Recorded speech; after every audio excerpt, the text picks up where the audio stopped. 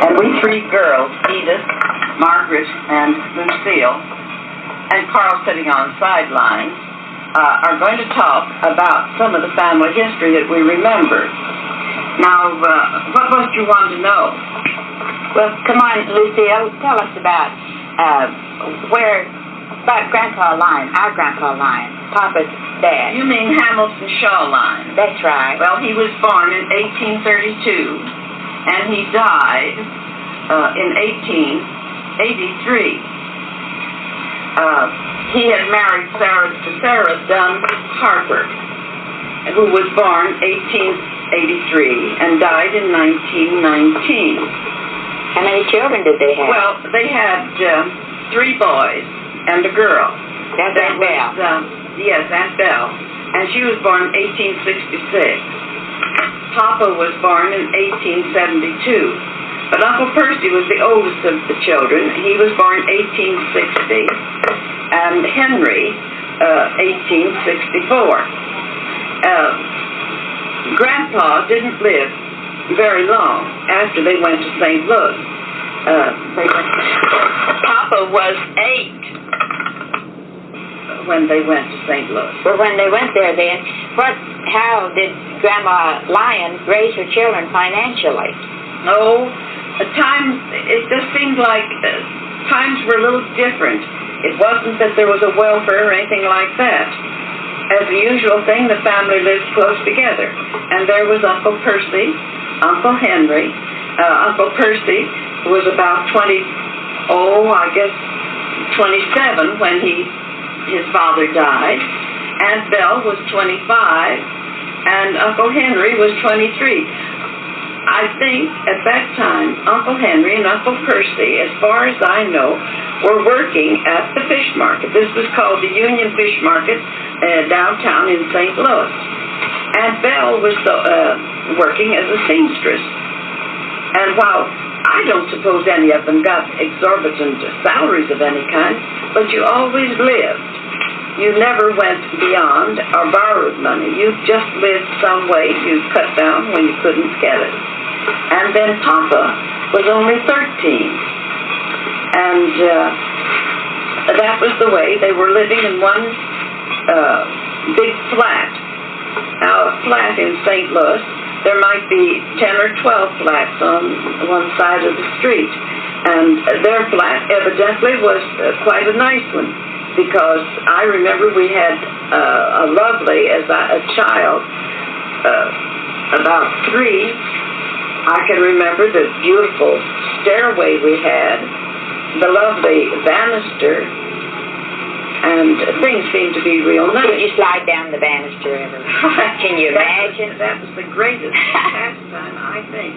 And when the men came home in the evening, I can remember sitting on the stairway and watching my father and his 2 brothers emote about Shakespeare. They would, they really put on quite a show, although maybe I was not a judge of such a thing.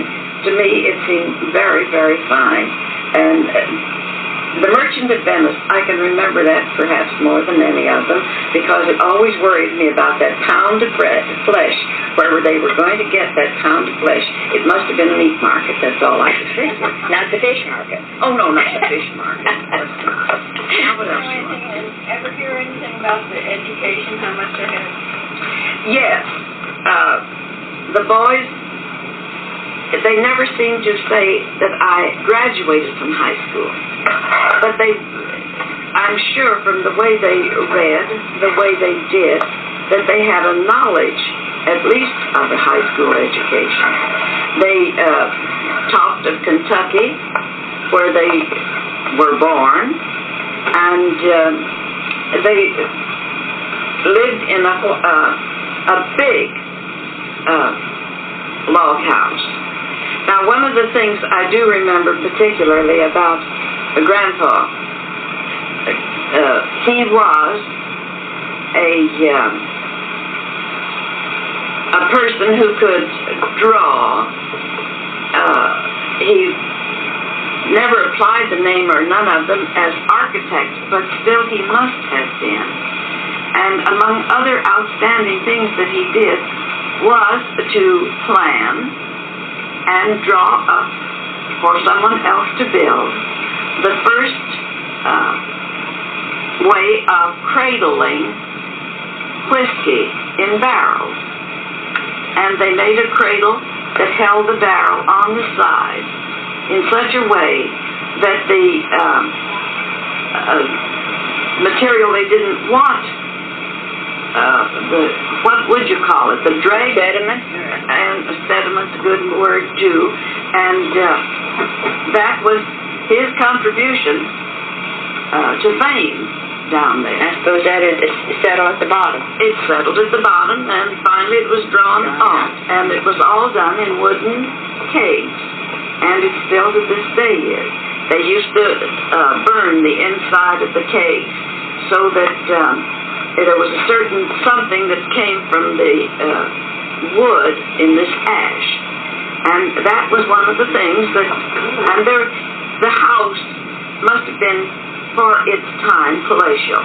It was on the outskirts of Louisville, Kentucky, and it had 2 floors to it, and a huge fireplace in the basement, in the first floor. And this fire would warm even the upstairs, where they slept at night. Now, this is the house that Grandpa Lyon and Grandma Lyon. That's right. Kentucky? Yes, in Louisville, Kentucky. And many a time Grandma Lyon would tell about how the snakes would crawl in between a piece of the chunking or whatever it is that they put in to keep the cold air out. Might fall out, and the first thing you'd know here, you'd see a snake's head coming in. Yikes. And one of the boys would jump up real quick and whop him on the head. Did they eat a lot of rabbits? Yes. And I wondered if that was the reason Papa had trouble with his stomach later. Oh, no, I don't think so. No, because rabbit food is good. They're cooked properly. Well, I think they were cooked properly. Grandmother Lyon seemed to be a very good cook. No, I don't think that was why. It was Papa smoked. He shouldn't have smoked. But then another story was about this huge fireplace, and his father told how the men would stand in front of the fireplace and warm their backsides. Of course, they had on heavy woolen clothes. And one time, he just couldn't help himself. He walked up to his father and pressed his hand against his father's bottom, and the woolen cloth burned his skin, and he jumped away forward, and he laughed, and probably scolded Sam pretty much. No, he got spanked. Story that they told, and that was about him hiding in the wagon when his father was going to take several barrels of apples over into town. They lived out in the country, kind of, I guess. Still, Louisville was their mailing address, and how he wanted to go so badly, but they told him he couldn't. He was too small. I guess from the way he told it, he most likely was about 4 or 5, maybe 6. And he climbed into the space that was left empty in one of the barrels, not enough apples to fill up. And they didn't find him until they got into Louisville. And of course they couldn't send him back. They had to have him. And what a good time he had, and how they went to a place called a restaurant, the first time he had ever heard of such a place. And no, it didn't do it. Why not? I don't know. Would you punch maybe record first and then stop?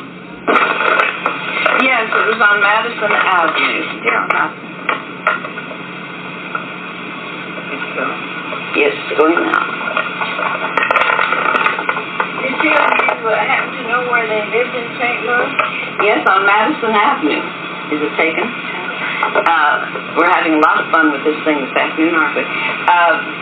It must have been a lovely flat because there were enough rooms for 2 2 persons in each room, and you see there were the 3 boys and Aunt Belle and Grandma and Grandpa, and they had the most beautiful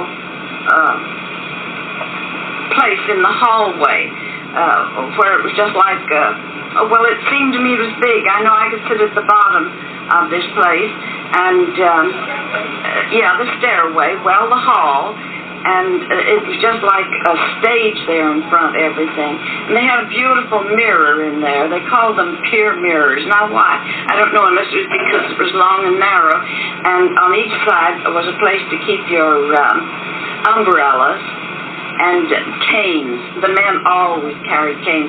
Uncle Percy and Uncle Henry carried canes. And in this house at that time was Grandma and Grandpa Lyon, Samuel or Hamilton Lyon.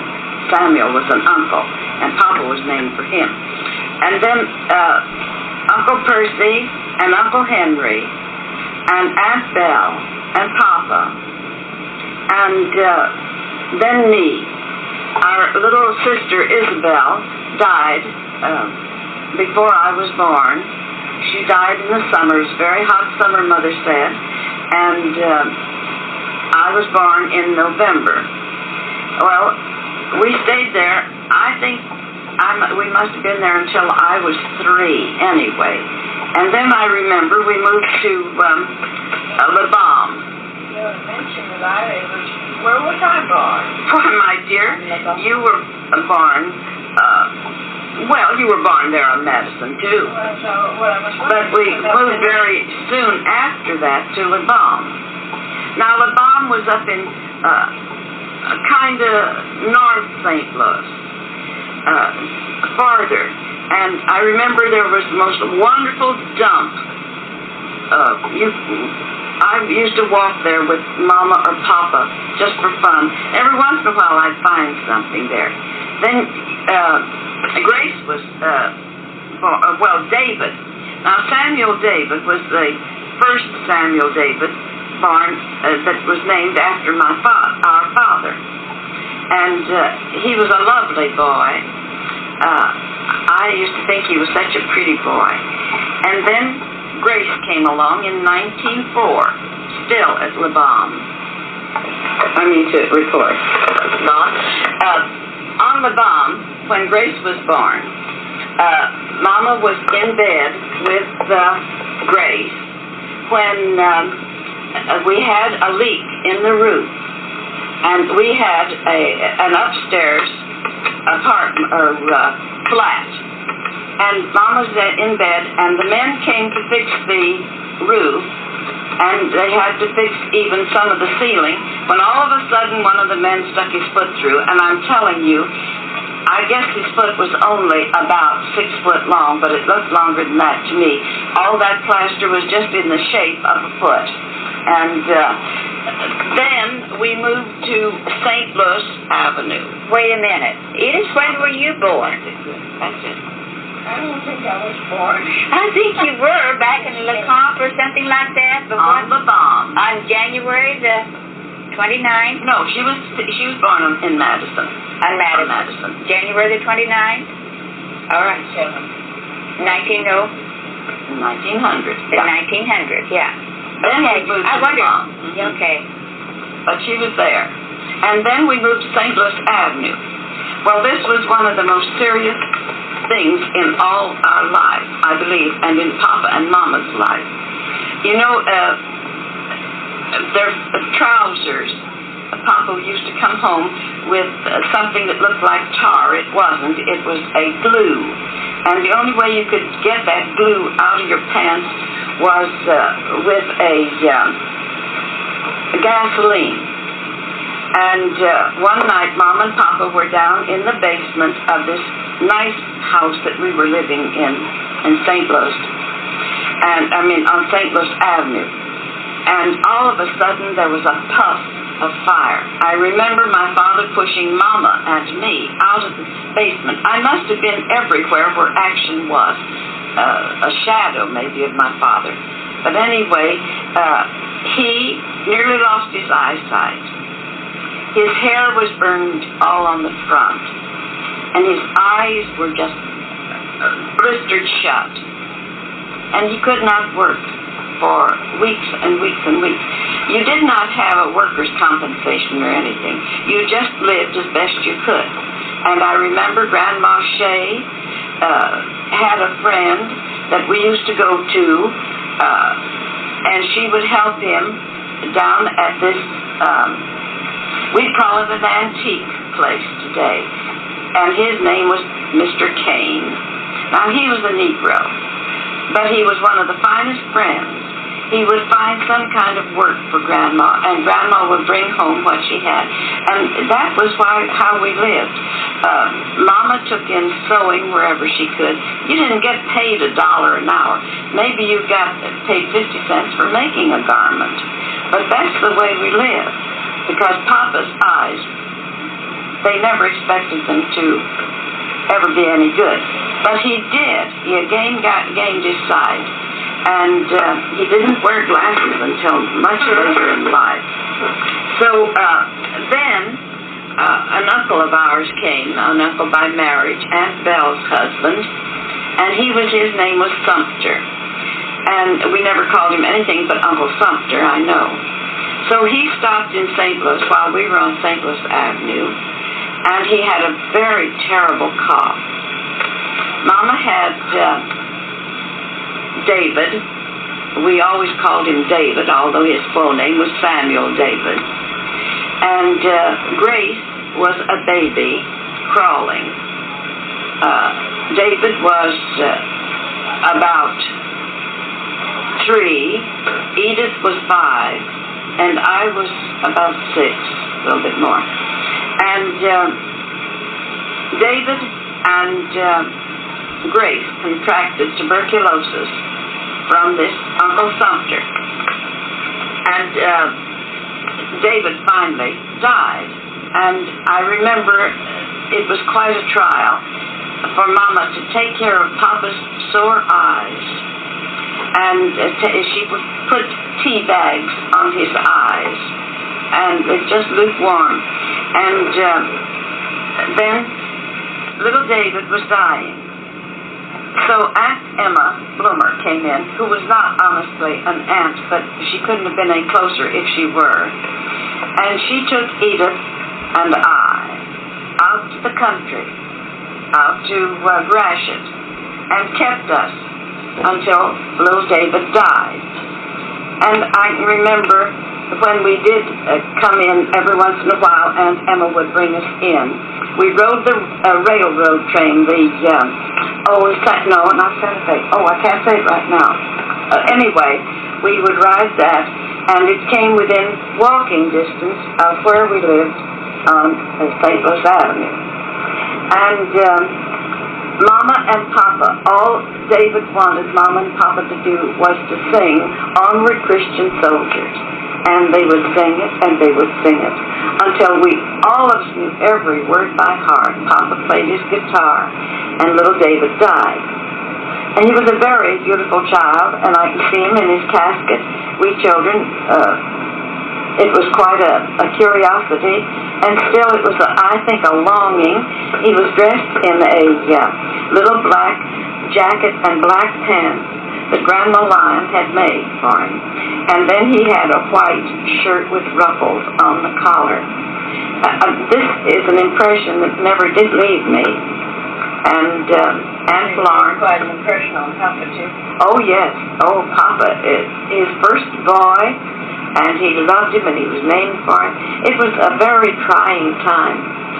So, finally but Grace got better. But she never was a strong child. She had tuberculosis, and every year she would have to learn to walk again. And then we went from there down to Dodier. Now, Dodier was down closer to Aunt Hattie, and Aunt Hattie and the girls, Aunt Hattie's daughters. You see, now, our grandmother, Shea, she had 10 children, and her oldest daughter was Aunt Hattie, and she had 10 children. And Mama was Grandma's youngest child of the 10 children, and she had 10 children. That is, I think, something that should be recorded in our family history in case somebody doesn't know how prolific some of our ancestors were. And then, while we were down there on Doe Deer, Aunt Hattie or the girls would come and help. And while we were living at Doe Deer, our father was again working for the Robert Johnson and Rand shoe company. And he was also the treasurer of the Boot and Shoe Workers Union in St. Louis. And this was a huge organization. And he carried a lot of money with him at night. One night, while we were there, we had a big window in front. It was not exactly a bay window, but it was a big window. At least I thought it was. And I was about 7 years old. And I was sitting there between my mother and my grandmother, Lyon. Grandmother Shea was in Chicago at the time. And we could see the streetcar that our father would get out of up there, and it was a block. But we could see it. We had a corner splat. So here this man came along, and our father had a limp. It was an injury at birth. Sometimes they said it was because our Aunt Belle swung him too hard in his swing. But Grandmother Lyon always said it was a birth injury. So here this man got off the streetcar and came limping along like our father did. And we thought it was our father coming home. And Grandmother Lyon saw him, and so did my mother, Laura Lyon. And all of a sudden, somebody jumped out of the alley and whacked the man on the head and knocked him down and ran away. And, in St. Louis. And so we waited, and all of a sudden a policeman came, then the next streetcar came, and here another man got off, looked just like our father. And sure enough, that was our father. But this man had evidently waited for our father and thought that he was getting our father. It was not Papa that was knocked on the head. He didn't die, but this man was injured pretty badly from it. But our father came on home unconscious of what had happened, and everything was all right. Well, from this place, we went to Memphis, Tennessee. Papa seemed to be sent every so often to these shoe factories that either need a bolstering up or were starting. Now, this one in Memphis, Tennessee was restarting. It had been closed down, and the United Shoe Machinery Company leased machinery. And then Papa would go to this shoe shop or this factory and help them start, reorganize. He seemed to be very, very fine at this job. And we went to Memphis, Tennessee. Now in Memphis, Hattie was born. And poor little Grace, she would get sick every winter when it would come, and she would be sick and forget all about how to walk and have to learn again the next summer. So Hattie was born in Memphis. And we were down there 2 years. We went down at Easter time, pronouncing Easter, Easter. We came back 2 years later at Easter time, calling it Easter. We were little southern children by that time and dropped all of our R's. Okay, we'll do this another time. Harriet Emma, our little sister, was born December the 7th, 1906, in Memphis, Tennessee. She was a fat, round little baby. And we had a good time down in Memphis. We had many funny things happen down in Memphis. And someday we'll tell you all about that. But we went back to St. Louis. St. Louis was right.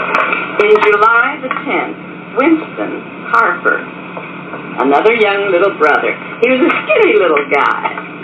And he was born July the 10th, 1908, in St. Louis, Missouri. He was a swell little guy, but he was always kind of weak-like. I remember when we went to Kirksville one time, he needed a haircut. And I told the barber, he said, what kind of a haircut you want on this boy? I said, well, a boy's haircut. And he took those clippers and ran from one ear to the other so that the poor kid had to have his head clipped completely. Well, after he had all that hair clipped, we moved to Junction City, not too many, just about a year later. And his hair hadn't grown out, and his poor little head did swell up. Well, then we went to Kirksville, Missouri. And in March the 20th, 1910, Samuel David Lyon. Now this, he was not named at birth. He was named Gay David, after our Uncle Gay. And it meant nothing what gay means today. In Kirksville, he was our little guy for a long while. Then all of a sudden here, Margaret came on November the 2nd, 1911, in Kirksville, Missouri. She was another little baby. She wasn't very big, but she was round and poly-woly like David was. Be careful what you say about but not like close. I know you're close, my dear, but just the same, you must take this with the sweet things. All right. And she was a sweet baby. And then, after Papa had worked in this shoe factory in Kirksville, Missouri for quite a long time, 5 years altogether, we built a new home there, and it was a lovely home, and we were very, very happy there. Then we moved back to St. Louis, because Papa did not agree with some of the things that were going on in the shoe factory in Kirksville, Missouri. We all enjoyed Kirksville, though, and made friends there. Then we went back to St. Louis, and we moved on Grove Street. I'll never forget that street. And now Edith lives on Grove Street out there in Reno, Nevada. You know that? I wonder where Edith is today.